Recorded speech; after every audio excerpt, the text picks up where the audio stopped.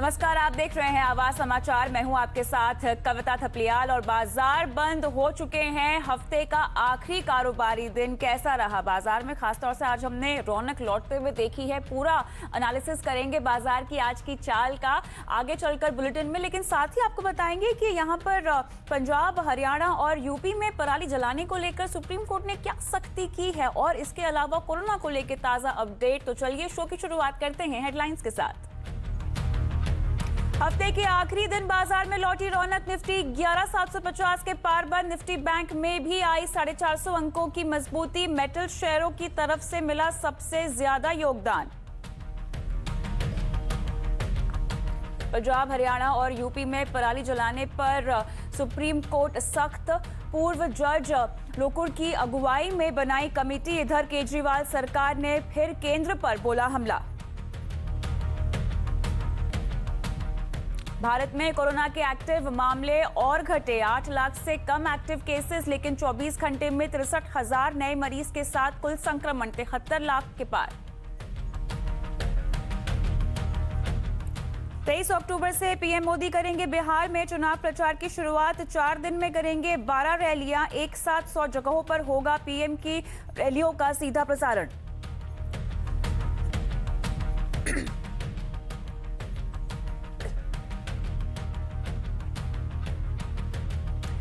किसानों की भलाई के लिए सरकार प्रतिबद्ध। प्रधानमंत्री मोदी का बयान। खाद्य और कृषि संगठन के 75 साल पूरे होने पर 75 रुपए का स्मारक सिक्का किया जारी।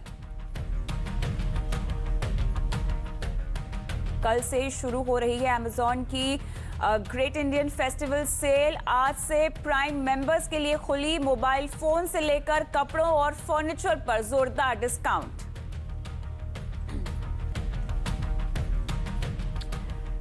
शुरुआत करेंगे आज की सबसे अहम खबर के साथ। सुप्रीम कोर्ट प्रदूषण पर काफी सख्त हो गया है। आज पंजाब, हरियाणा, यूपी में पराली जलाने पर रोक लगाने के लिए पूर्व जज मदन लोकुर की अध्यक्षता में एक कमेटी बना दी गई है और कमेटी पराली जलाए जाने की निगरानी कर अपनी रिपोर्ट 15 दिन में देगी। लेकिन चलिए तमाम डिटेल्स देने के लिए हमारे सहयोगी असीम मनचंदा जुड़ चुके हैं हमारे साथ। तो पराली जलाने को लेकर असीम ये बताएं कि आखिर सुप्रीम कोर्ट ने जो कमेटी बनाई है, क्या कुछ कहा गया है उस पर प्रदूषण के ऊपर और कैसे कैसे निगरानी रखी जाएगी कमेटी की तरफ से? देखिए, अक्टूबर महीने की शुरुआत होते ही हरियाणा, पंजाब और उत्तर प्रदेश के अंदर पराली जलाने की घटनाएं जो है वो काफ़ी तेज़ी से बढ़ी हैं और इससे दिल्ली एनसीआर के अंदर पॉल्यूशन जो है वो भी काफ़ी तेज़ी से जो है बढ़ रहा है। इसको लेकर के आज सुप्रीम कोर्ट में सुनवाई जो है वो भी हुई थी। सुप्रीम कोर्ट ने इस पूरे मामले में चिंता जो है वो जताई। सुप्रीम कोर्ट का ये कहना था कि जो दिल्ली एनसीआर के लोग हैं उनको लिए सांस लेने में काफ़ी मुश्किल जो है वो हो रही है। इसको देखते हुए सुप्रीम कोर्ट ने एक रिटायर्ड जज की अध्यक्षता में कमेटी बनाने के निर्देश जो है दिए हैं। ये कमेटी जो है पराली जलाने की घटनाओं की मॉनिटरिंग जो है वो करेगी और उनकी रोकथाम में काम जो है वो करेगी। जो तीनों राज्यों के मुख्य सचिव हैं उसकी मदद जो है वो लेगी। इसके साथ साथ जो एनसीसी और एनएसएस के कैडेट्स हैं उसी भी पराली मॉनिटरिंग के अंदर जो है मदद जो है वो ली जाएगी और उनको रोकथाम के अंदर जो है जो रिटायर्ड जज है वो उनकी मदद जो है वो लेंगे। जो कमेटी है वो 15 दिनों के अंदर अंदर अपनी रिपोर्ट जो है सुप्रीम कोर्ट के अंदर सौंपेगी और 28 अक्टूबर को इस मामले की दोबारा सुनवाई जो है होगी और उस कमेटी की रिपोर्ट के आधार के ऊपर सुप्रीम कोर्ट जो है आगे फैसला करेगा कि पराली जलाने की घटनाओं को किस तरह से जो है वो रोका जा सकता है और क्या कदम इसको लेकर के उठाने की जरूरत है। बिल्कुल, शुक्रिया असीम तमाम डिटेल्स के लिए। वहीं दिल्ली में प्रदूषण को लेकर केजरीवाल सरकार ने केंद्र पर हमला बोल दिया है। पर्यावरण मंत्री गोपाल राय ने कह दिया है कि दिल्ली के आसपास पावर प्लांट्स की दिल्ली के प्रदूषण के लिए वो जिम्मेदार हैं और प्रदूषण कंट्रोल बोर्ड को भी एक चिट्ठी दिल्ली सरकार ने लिखी है। लेकिन तमाम डिटेल्स देने के लिए रोहन सिंह हमारे साथ अब जुड़ गए हैं। रोहन, प्रदूषण को लेकर आखिर केजरीवाल सरकार का कहना क्या है, बताएं हमें। जी, दिल्ली के आसपास 12 पावर प्लांट्स ऐसे हैं जो 300 किलोमीटर के दायरे में आते हैं। दिल्ली सरकार ने केंद्र पे आरोप लगाया है, कहा है कि ये जो पावर प्लांट्स हैं ये सबसे बड़ा कारण है दिल्ली में प्रदूषण का। और गोपाल राय ने सीपीसीबी को और ईपीसीए, ये जो 2 एजेंसियां हैं, इनको चिट्ठी लिखी है और इन पावर प्लांट्स को तुरंत बंद करने की मांग कही है। उनका कहना है कि जहाँ एक तरफ दिल्ली सरकार इतने सारे कदम उठा रही है, वहीं इन पावर प्लांट्स की वजह से दिल्ली का प्रदूषण कम नहीं हो रहा है, इसमें लगातार बढ़ोतरी होती जा रही है। और इनमें से 12 में से 11 प्लांट ऐसे हैं जो पुरानी तकनीक पे काम कर रहे हैं, जिनमें कि पॉल्यूशन को कंट्रोल करने के मेजर्स नहीं लिए गए हैं और सेंट्रल पॉल्यूशन कंट्रोल बोर्ड उन्हें हर महीने 18 लाख के जुर्माने के बाद उन्हें ऑपरेट करने की इजाज़त दे रही है और इसी कारण से दिल्ली में प्रदूषण बढ़ता जा रहा है। इसको लेकर तुरंत कार्रवाई करने की मांग की है। दूसरी तरफ एक और जो कैंपेन शुरू किया जाने वाला है वो है रेड लाइट ऑन गाड़ी ऑफ कैंपेन, जिसमें कि जो दिल्ली सरकार का दावा है कि अगर 10 लाख गाड़ियां रेड लाइट पे अपनी गाड़ी ऑफ कर दे तो लगभग 1.4 टन PM10 जो है वो कम हो सकता है और दिल्ली के लोगों को राहत मिल सकती है। इसको लेकर भी दिल्ली सरकार अभी आगे बढ़ने जा रही है। चलिए, तो ये योजनाएं होंगी दिल्ली सरकार की। शुक्रिया रोहन तमाम डिटेल्स के लिए। लेकिन हम आगे बढ़ेंगे और अब बात करेंगे शेयर बाजार की, जहां पर आज अच्छी बढ़त देखने को मिली है। खासतौर से निफ्टी जो है 11,760 के करीब टिका और बैंक शेयरों में हमने आज अच्छी तेजी देखी है। बैंक निफ्टी की बात करें 450 अंकों से ज्यादा की बढ़त बनाने में कामयाब भी रहा है और इंडेक्स के 12 में से 11 शेयरों में आज हमने हरियाली का ही रुझान देखा। मिड कैप इंडेक्स की बात करें, ये भी आज हरे निशान में ही जाकर बंद होने में कामयाब रहा है। लेकिन सबसे ज्यादा योगदान मेटल शेयरों से हमें मिला है। लेकिन चलिए पूरे सेशन का अपडेट लेते हैं। हमारे सहयोगी सुमित मेहरोत्रा हमारे साथ जुड़ गए हैं। तो सुमित, आज तो हमने बाजार में काफी रौनक देखी है। ये बताएं कि बाजार में आज मुख्य बातें क्या रही और कहां सबसे ज्यादा किन शेयरों में एक्शन दिखा? देखिए, आज एक दिन के पॉज के बाद मार्केट वापस दोबारा तेजी के मोमेंटम में आ गया और कल की तेज गिरावट के बाद आज पुल बैक मार्केट में देखने को मिला। एक स्ट्रॉन्ग पुल बैक रहा। हफ्ते का आखिरी कारोबारी सत्र था तो across the board mid cap, small cap सभी सेक्टर्स जहां पर आज तेजी का रुख बना रहा। मेटल रियल्टी आज लीड कर रहा था और एक जोरदार तेजी वहां पर आते हुए दिखाई भी पड़ी। इसके अलावा बैंकिंग, NBFC भी कुछ हद तक सपोर्टिव थे और जिनके नंबर्स आने वाले हैं उनसे पहले भी वहां पर खरीदारी आते हुए दिखाई पड़ी। मिसाल के तौर पर HDFC बैंक। अब एक एक करके शेयर देख लेते हैं। सबसे पहले निफ्टी गेनर्स पे नजर डालेंगे तो निफ्टी गेनर्स में आज टाटा स्टील लीड करता हुआ दिखाई पड़ेगा। करीब करीब 5% का उछाल वहां पर था और साथ ही साथ आज जो एक बड़ा मोमेंटम आया वो मेटल में JSW स्टील के अंदर भी आता हुआ दिखाई पड़ा। BPCL, हिंडाल्को, दो और ऐसे नाम जो कि 3.5 से 4% तक चले। गिरने वाले शेयरों की अगर बात की जाए तो गिरने वाले शेयरों में आज कुछ हद तक या फिर बहुत ज्यादा फॉल तो आज मार्केट में नहीं था, लेकिन स्लाइट बिकवाली HCL टेक में रही। नंबर्स के बाद UPL ये नेगेटिव न्यूज फ्लो का इंपैक्ट देखने को मिला, करीब 8% नीचे और बाकी शेयरों में M&M और एशियन पेंट मामूली गिरावट साथ बंद होते हुए दिखाई पड़े, करीब 1-1.5% की गिरावट रही। लेकिन इन दोनों में स्पेसिफिक इवेंट की वजह से तेज बिकवाली रही। मिड कैप गेनर्स की बात की जाए तो मिड कैप में सबसे ज्यादा चढ़ने वाले शेयरों में जिन शेयरों का नाम शुमार रहा उसमें भी मेटल और में GSPL ही रहा। करीब करीब 6% का उछाल। कमिंस, वोल्टास और अशोक लेलैंड कुछ और ऐसे नाम जहां पर तेजी देखने को मिली। मिड कैप के गिरने वाले शेयरों की बात की जाए तो वहां पर भी IT के अंदर स्लाइटली प्रॉफिट टेकिंग आज फिर देखने को मिली, जिसको माइंट्री लीड कर रहा था। 7% नीचे जी एंटरटेनमेंट, एस्कॉर्ट्स और यूनियन बैंक कुछ और ऐसे नाम जो कि फ्लैट टू नेगेटिव टोन के साथ बंद हुए। गेनर्स में F&O गेनर्स में भी आज लीड करते हुए मेटल स्टॉक ही थे, जहां पर JSW स्टील एक जोरदार तेजी वहां पर। इसके अलावा JSPL, टाटा स्टील और DLF 4 में से 3 शेयर जो कि मेटल स्पेस से रहे। गिरने वाले शेयरों में IT स्पेस में ही आज बिकवाली रही। HCL टेक और माइंट्री ये दोनों नाम F&O स्पेस में सबसे आगे, जहां पर बिकवाली, और साथ साथ UPL और जी एंटरटेनमेंट कुछ और ऐसे नाम जहां पर दबाव देखने को मिला। अच्छा दिन रहा आज मेटल के लिए। सभी शेयरों में आज मोर लेस खरीदारी वहां पर देखने को मिली, चाहे JSW स्टील हो, टाटा स्टील हो, वेल्सपन कॉर्प हो, JSPL हो, जहां पर तेजी का रुख बना रहा। रियल स्टेट एक और सेक्टर जो कि नंबर से पहले बाइंग थी, सनटेक रियल्टी, प्रेस्टीज एस्टेट, DLF, ओमैक्स, जहां पर खरीदारी देखने को मिली। और इसके अलावा आज बाइंग रही बैंकिंग और NBFC स्पेस में, जहां पे HDFC बैंक करीब 2-2.5% की तेजी के साथ कामकाज कर रहा था। बंधन बैंक, RBL और कोटक महिंद्रा बैंक जैसे शेयरों में भी खरीदारी देखने को मिली। आखिरी में नंबर्स का इंपैक्ट जहां रहा उसमें माइंट्री, जहां पे नंबर्स के बाद प्रेशर रहा, HCL टेक नंबर्स के बाद प्रेशर रहा, फिलिप्स कार्बन नंबर के बाद चढ़ा 4% और साइंट करीब 7% का उछाल यहां पे देखने को मिला। तो ओवरऑल एक अच्छा सेशन, लेकिन अब हम डीप नंबर्स की साइड जा रहे हैं। नेक्स्ट वीक तो नजर रखनी होगी उस पर भी। बिल्कुल, लेकिन आज बाजार में शानदार तेजी और शानदार क्लोजिंग। शुक्रिया इस पूरे मार्केट राउंड अप के लिए सुमित। आगे बढ़ते हैं, बात करते हैं कोरोना की। देश में कोरोना के एक्टिव मामले लगातार घट रहे हैं, लेकिन 24 घंटों की बात करें 63,000 से ज्यादा नए मामले सामने आए हैं और इसके साथ ही अब जब कुल मामलों की बात की जाए 7 लाख के पार ये हो गए हैं। वहीं 24 घंटे में 895 मरीजों की मौत हो गई है। और इस बीच PM मोदी ने देश में कोरोना वायरस के खिलाफ चल रही लड़ाई की रणनीति की समीक्षा भी की। इसमें भारत में वैक्सीन के भंडारण और वितरण पर चर्चा हुई है। लेकिन तमाम डिटेल्स देने के लिए हमारी सहयोगी दीपाली नंदा जुड़ गई हैं हमारे साथ। दीपाली, कोरोना को लेकर ताजा अपडेट क्या है ये बताएं, और दूसरा प्रधानमंत्री की समीक्षा कैसे रही इसके बारे में भी जानकारी दें। देखिए, लगातार ये चौथा हफ्ता है जब हम देख रहे हैं कि रोजाना जो नए मामले हम सामने रखते हैं उनमें थोड़ी कमी आती हुई दिखाई दे रही है। पिछले 24 घंटे की बात करें तो 63,000 से ज्यादा नए मामले सामने आए हैं और 895 लोगों की मौत हुई है। कुल संख्या 73 लाख का आंकड़ा पार कर चुकी है। 63 लाख से ज्यादा लोग स्वस्थ हो गए हैं। इस लिहाज से जो रिकवरी रेट स्वास्थ्य मंत्रालय की तरफ से रिलीज किया जाता है उसमें जरूर इंप्रूवमेंट दिखाई दे रही है। 87% के पार ये रिकवरी रेट पहुंच गया है। प्रधानमंत्री नरेंद्र मोदी, हमने देखा कि शुरुआत से ही जैसे ही कोरोना ने देश में दस्तक दी थी, प्रधानमंत्री नरेंद्र मोदी हमेशा लगातार इस पर अपनी नजर बनाए हुए हैं और जो हाल ही में उन्होंने समीक्षा बैठक की है उसमें उन्होंने इस बात पर जोर दिया है कि देश में जो तैयारी है, खासतौर पर वैक्सीन के वितरण और भंडारण को लेकर, उसके डिस्ट्रीब्यूशन और स्टोरेज को लेकर वो किस तरह की चल रही है। प्रधानमंत्री ये मानते हैं कि ज्यादा से ज्यादा लोगों को और समानता पूर्वक वैक्सीन को हर एक घर तक पहुंचाया जाए जहां पर इसकी जरूरत है। इसके लिए टेक्नोलॉजी का इस्तेमाल करें। तो इस लिहाज से निर्देश भी प्रधानमंत्री नरेंद्र मोदी की तरफ से कंसर्न अथॉरिटीज को दिए गए हैं और साथ ही साथ वैक्सीन को लेकर जिस तरह से फार्मा कंपनियां काफी तेजी से आगे बढ़ रही है, इसकी सराहना भी प्रधानमंत्री ने की है। ऑलराइट, ये अपडेट तो आपने कोरोना को लेकर दे दी, लेकिन आप बने रहिए हमारे साथ। आगे चलकर और भी खबरों पर अपडेट चाहिए आपसे, हम आगे बढ़ेंगे। अनलॉक 5 के बाद देश भर में थिएटर खोले जा रहे हैं, लेकिन क्या कोरोना के चलते लोग सिनेमा घर जा रहे हैं?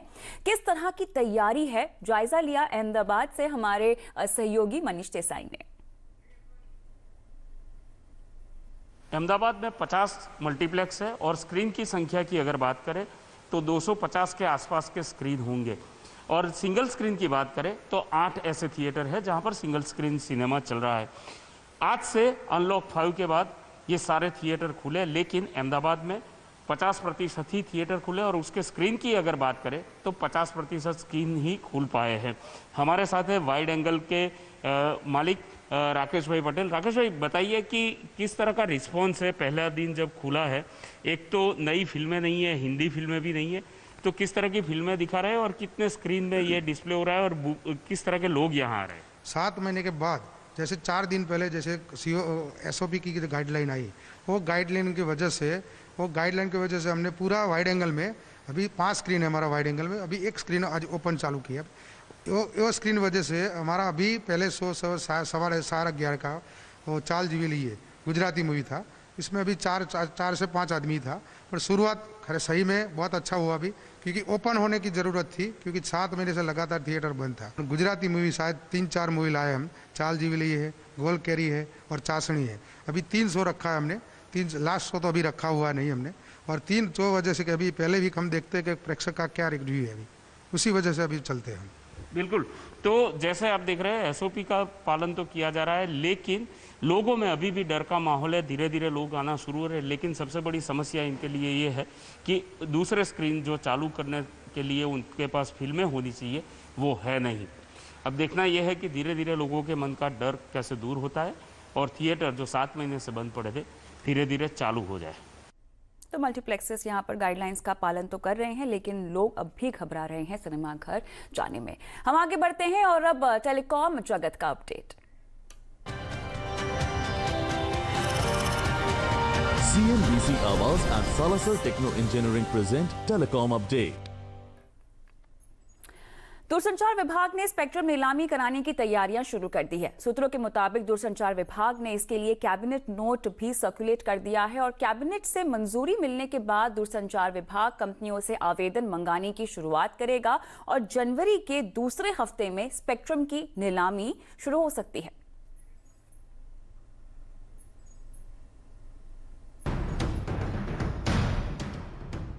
स्पेक्ट्रम नीलामी की राह देख रही कंपनियों के लिए राहत की खबर है। स्पेक्ट्रम की आखिरी नीलामी 2016 में हुई थी। उसके बाद से टेलीकॉम कंपनियां पिछले 4 साल से स्पेक्ट्रम नीलामी का इंतजार कर रही हैं। सरकार ने हालांकि फरवरी महीने में स्पेक्ट्रम नीलामी कराने की योजना बनाई थी, लेकिन कोरोना के चलते इसे ठंडे बस्ते में डाल दिया था। अब सरकार एक बार फिर स्पेक्ट्रम नीलामी की तैयारी कर रही है और इसके लिए दूरसंचार विभाग ने कैबिनेट नोट सर्कुलेट कर दिया है। अक्टूबर के आखिरी हफ्ते में इसको मंजूरी संभव है और जनवरी के दूसरे हफ्ते में स्पेक्ट्रम की नीलामी हो सकती है। स्पेक्ट्रम ऑक्शन जो ऑलरेडी ओवर डिलेड है, एक्सपेक्टेड है कि अर्ली 2021 में होगा। लास्ट स्पेक्ट्रम ऑक्शन 2016 में हुआ था।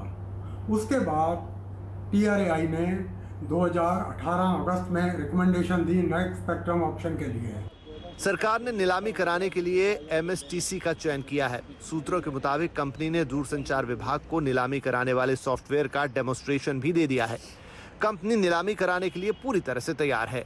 हालांकि जानकार मानते हैं कि सरकार को नीलामी के डिजाइन पर भी ध्यान देना होगा।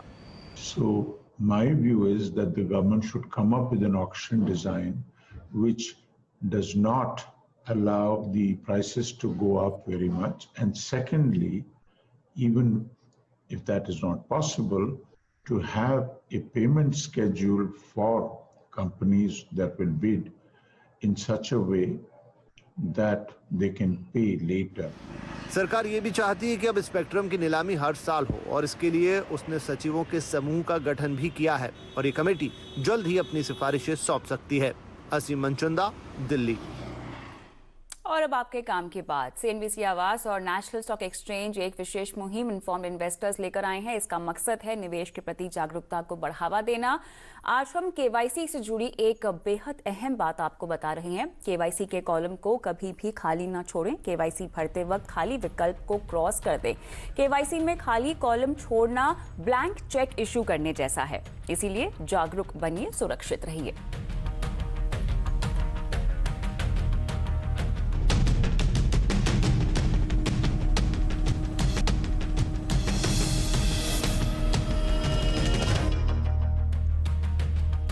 चुनावी बिगुल बजने के साथ ही बिहार में प्रचार का दौर तेज हो गया है। इसी क्रम में प्रधानमंत्री मोदी अभी बिहार में 12 चुनावी रैलियां करेंगे। पीएम मोदी की पहली रैली 23 अक्टूबर को सासाराम, गया और भागलपुर में होगी। इसके बाद वो 28 अक्टूबर को बिहार के दरभंगा, मुजफ्फरपुर और पटना में चुनावी सभा को संबोधित करेंगे। वहीं 1 नवंबर को छपरा, पूर्वी चंपारण और समस्तीपुर में पीएम मोदी की चुनावी रैली होगी। और इतना ही नहीं, पीएम मोदी जो है 3 नवंबर को पश्चिम चंपारण, सरसा और अररिया में भी चुनावी रैली करेंगे। क्या प्रधानमंत्री मोदी की 12 रैलियों से बनेगी बिहार की राजनीतिक हवा? इसी पर होगी आज आवास अड्डा में बड़ी चर्चा। शाम 5:57 पर बिहार चुनावी दंगल। कल से अमेजॉन की ग्रेट इंडियन फेस्टिवल सेल शुरू हो रही है। हालांकि प्राइम मेंबर्स के लिए ये सेल आज से ही शुरू हो चुकी है और इस बार अमेजॉन की ये सेल किस तरह के ऑफर्स के साथ सजी हुई है और आपको यहाँ किस तरह की डील्स मिलेंगी, ये सब बताने के लिए हमारी सहयोगी दीपाली नंदा हमारे साथ जुड़ी हुई है और पिछले काफी वक्त से वो इसके लिए मेहनत भी कर रही हैं। तो दीपाली, खुद की शॉपिंग लिस्ट के अलावा हमें अब ये बताएं कि इस बार अमेजॉन की सेल में क्या क्या खास है। देखिए, इस सेल की जो सबसे बड़ी खासियत है वो ये कि आपकी शॉपिंग लिस्ट में कोई भी प्रोडक्ट हो, चाहे फैशन से जुड़ा हो, इलेक्ट्रॉनिक्स हो, FMCG हो, कोई भी प्रोडक्ट जो आप खरीदना चाह रहे हैं वो आपको इस फेस्टिवल सेल में मिलेगा, और वो भी 40% से लेकर 80% तक के डिस्काउंट के साथ। अगर मैं अलग अलग कैटेगरीज की बात करूं तो शुरुआत करें जो कि काफी पॉपुलर कैटेगरी है, मोबाइल और एक्सेसरीज। यहां पर 40% का डिस्काउंट इस महासेल में मिलने जा रहा है। इसके अलावा इलेक्ट्रॉनिक्स और इलेक्ट्रॉनिक्स से जुड़ी एक्सेसरीज पर आपको 60% तक का डिस्काउंट मिलेगा। अगर बात करें टीवी की या फिर दूसरे किचन अप्लायंसेस की तो इस पर भी 75% तक की छूट दी जा रही है। एलेक्सा डिवाइस या फिर फायर स्टिक पर आधे दामों में ये प्रोडक्ट आपको इस महासेल में मिलेंगे। अमेजॉन के भी कई सारे ब्रांड्स हैं जो इसमें पार्टिसिपेट कर रहे हैं, उस पर भी 70% तक का डिस्काउंट मिल रहा है। जो विमेंस की काफी पॉपुलर कैटेगरी होती है फैशन अपैरल, तो इसमें आपको 80% तक का डिस्काउंट मिलेगा। एक और खासियत यह है कि 599 का एक पॉकेट फ्रेंडली सेगमेंट भी इंट्रोड्यूस किया जा रहा है, जहां पर कोई भी आप अगर फैशन ब्रांड का कोई भी अपैरल खरीदते हैं तो वो आपको 600 रुपए से कम में ही मिलेगा। तो ये बड़ी खासियत है कि यहां पर आपको डिस्काउंट्स भी मिल रहे हैं और चीजें जो आपकी शॉपिंग लिस्ट में है वो हर एक चीज इस महासेल में मौजूद है। डिस्काउंट ऑफर्स तो काफी सारे हैं, लेकिन ये बताएं कि पेमेंट ऑफर्स किस तरह के हैं, किन किन बैंकों के साथ टाई अप किया गया है, किस किस तरह की डील्स दी जा रही है। बिल्कुल, अगर आप HDFC के कार्ड होल्डर हैं तो ये सेल आपके लिए सोने पर सुहागा साबित हो सकती है, क्योंकि एक तरफ ब्रांड्स पर डिस्काउंट दिए जा रहे हैं, वहीं अगर आप HDFC के डेबिट या फिर क्रेडिट कार्ड से पेमेंट करते हैं तो उस पर भी आपको 10% का इंस्टेंट डिस्काउंट मिलेगा। शुरुआत करें क्रेडिट कार्ड की तो 10% का इंस्टेंट डिस्काउंट आपको HDFC कार्ड पर मिलेगा। जो अधिकतम डिस्काउंट है वो 1750 रुपए का होगा और इसके लिए कम से कम 5000 रुपए की खरीदारी करना जरूरी होगा। वहीं अगर मैं डेबिट कार्ड की बात करूं तो यहां पर भी पेमेंट करने पर 10% आपको इंस्टेंट डिस्काउंट जरूर मिलेगा और जो अधिकतम डिस्काउंट है वो 1250 रुपए का है। और अगर आप ज्यादा खरीदारी करते हैं तो आपको और भी दूसरे बम्पर ऑफर्स और कैशबैक भी इस पूरे ट्रांजैक्शन के दौरान मिलेंगे। चलिए, तो ये तमाम ऑफर्स हैं अमेजॉन सेल के लिए और प्राइम मेंबर्स के लिए तो हालांकि आज से ही सेल शुरू हो चुकी है। शुक्रिया दीपाली तमाम डिटेल्स के लिए। आज पूरी दुनिया में वर्ल्ड फूड डे मनाया जा रहा है। हमारे खान पान की आदतों का सीधा जुड़ाव हमारी सेहत से है। कोरोना महामारी के इस दौर में हर कोई अपने खाने की आदतों को लेकर बेहद सजग हो गया है। वहीं विश्व खाद्य दिवस के मौके पर पीएम मोदी ने पूरे देश में one nation one ration card योजना से खाद्य सुरक्षा सुनिश्चित होने की बात कही। साल 2014 तक सिर्फ 11 राज्यों में फूड सिक्योरिटी एक्ट लागू था और उसके बाद ही ये पूरे देश में प्रभावी तरीके से लागू हो पाया।